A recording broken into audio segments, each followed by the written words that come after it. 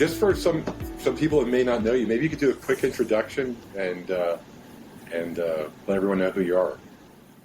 Sure. So I'm Dave Russell. Never knew what I wanted to be when I grew up, so almost 34 years later, here I am still in backup. Haven't worked at too many places, 15 plus years, mainframe and open systems at IBM doing backup, 13 plus years at Gartner leading the Backup Magic Quadrant, and then now half a decade at Veeam.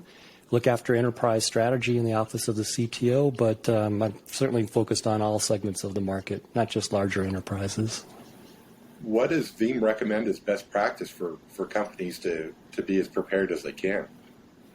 Yeah, this is going to sound like a pessimistic answer, but I like to think of it as a realistic answer, and that is prepare for failure, prepare for breach. You know, and good engineering mindset is you have to plan that things are going to go wrong, and then hopefully try to contain it very, very quickly and very efficiently from there.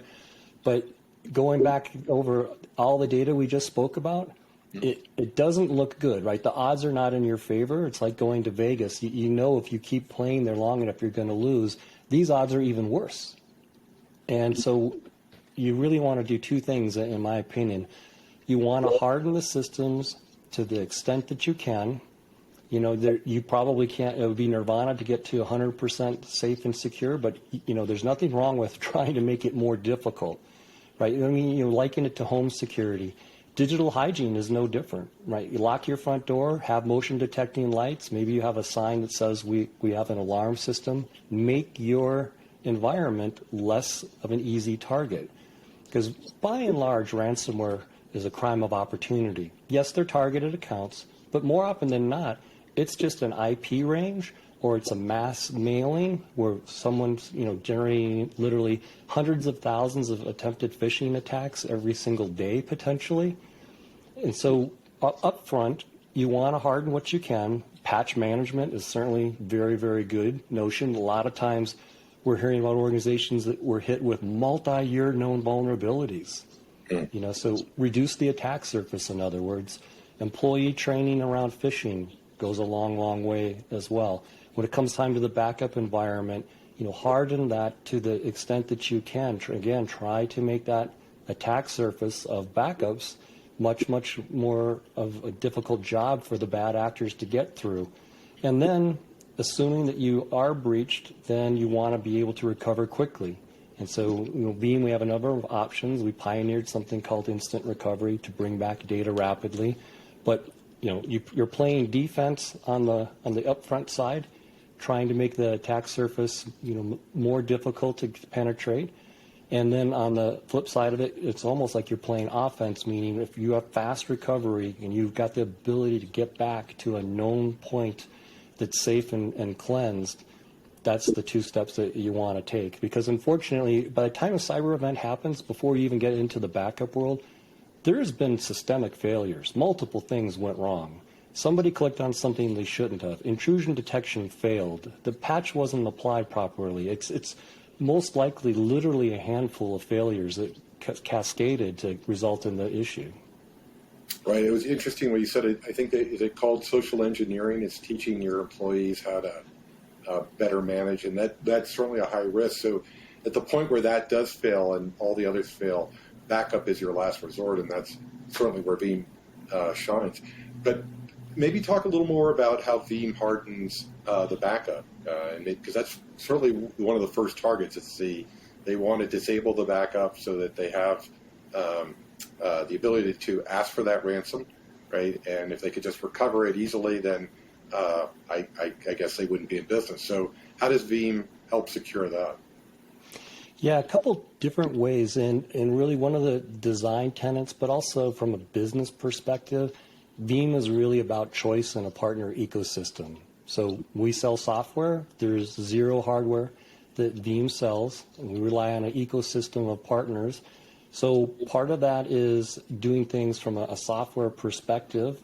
Like one of the things that we do at Veeam is on a Linux system, we can have what we call a Linux hardened repository, where we can use one-time credentials to make sure that then programmatically, no one, including the administrator, you can lock yourself out to where you would only have to have on-premises keyboard access, even if you had admin password capabilities, meaning root, but you were dialed in remote, you still couldn't patch through, you couldn't hit through. So there are ways like that. There are ways through partners from a hardware perspective. Physical tape I remain a fan of. So there's certainly some of the tape manufacturers out there that talk about air gap, but they actually even eject the magazines of tape cartridges out. There's certainly ways around being able to do that from a HDD and a flash perspective on some of the storage arrays and deduplication appliances. And then I like what GRAU does as well. I like Blocky, that offers a different kind of a way to be able to offer hardening of the repository itself, in your case, from a Windows perspective. So Dave, that's an interesting point. You're talking about is that Blocky can address a Windows only experience, which is a little bit different than what Veeam offers, because Veeam, I have to be able to deploy a Linux server and some additional things, and I have to have that skill set. And as you mentioned, Blocky is unique in the fact that it works only in a Windows environment on Windows systems, so it makes it simple for the administrator. Share your thoughts on Blocky, because I know you guys took a look at the product. What were some of the items that you felt were valuable to a customer? Well, I like how unobtrusive it is, meaning it installs or deploys very, very rapidly. It can install on an existing Veeam infrastructure or installation. You don't have to reinstall something. You certainly don't have to re-back up any data. It's a bit like adding a padlock to the door. You didn't change the door. You didn't even change the original lock. You just added to it.